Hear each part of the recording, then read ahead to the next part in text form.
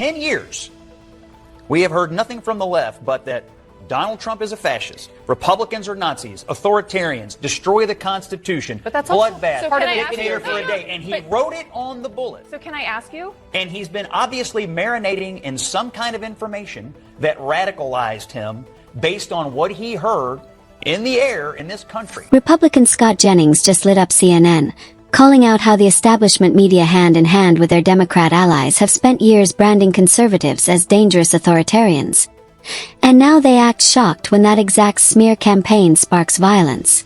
Welcome back to Nurk News. I'm Nurkish, and let's be real, this toxic political atmosphere didn't magically appear. IT was carefully manufactured by Democrats and their media mouthpieces. Jennings shows exactly how demonizing half the country as fascists fuels the fire. Groups, and I think when you start to bleed those two concepts together and create this notion that in this incredibly fraught moment, in the wake of this horrific shooting, when you foment the idea that we have to be at each other's throats politically, I think that's a dangerous place to be. Why did I do it? I had enough. Think about it, Democrats casually throw around the fascist label at millions of Americans. Then, when violence hits those same people, it's spun as some kind of heroic act. And when conservatives call out the double standard liberals twist it into proof that conservatives see themselves as fascists, it's a rigged narrative they've been running for years. That's why college kids felt justified saying Charlie Kirk had it coming. That's why another deranged activist thought violence was a valid response, and why bulletproof glass had to be used at Kirk's memorial. This isn't just rhetoric, it has real-world consequences. Enough of his hatred. Some hate can't be negotiated out. So can I ask you? So he has flat. Scott, just explain what you just read. That is the message that the shooter, Tyler Robinson, sent to his roommate. That is what he said. He also engraved the word, "Hey, fascist, catch," on the bullet. So does the shooter who assassinated Melissa Hortman, who was a stated Trump supporter, whose roommate said... Are you trying to equate these two things? Does he represent... Can you let me finish my thought, please? Please. We're talking about two people in politics who both... I'm asking you, does that shooter represent the entirety of the MAGA movement? Of course not. I would never argue that. I don't think you would argue that.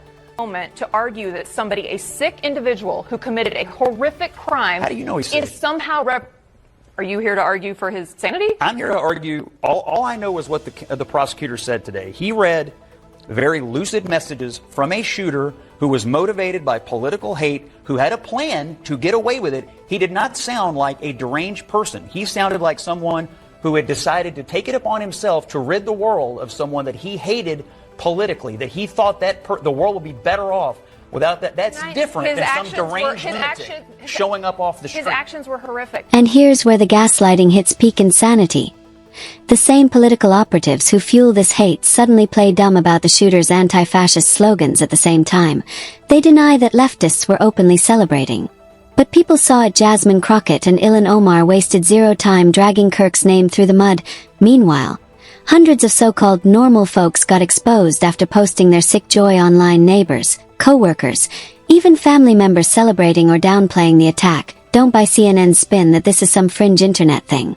It's not.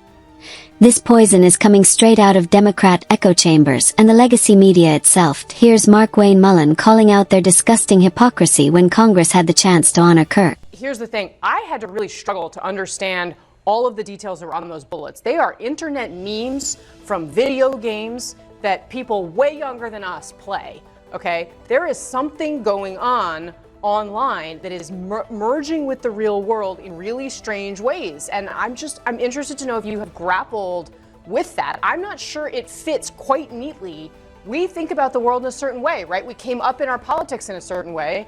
And now kids this kid's age are stewing in something different. But to assign the specific hateful, violent, awful actions of somebody on an individual on the right or an individual on the left. I don't know that you're right about what happened in Minnesota. The political conversation is incredibly dangerous and irresponsible in this moment. Well, I think it's dangerous and irresponsible for nobody to take responsibility for 10 years of the use of the language fascism, Nazi, authoritarian, so on and so forth. It's on the bullet case. I have seen nothing but Democrats in the wake of this murder saying that it was awful. You've seen nothing? I have seen them literally nothing? Elected Democrats, I have seen them saying nothing but it was horrific, that they condemn it, that they are sorry for his family, that this is an...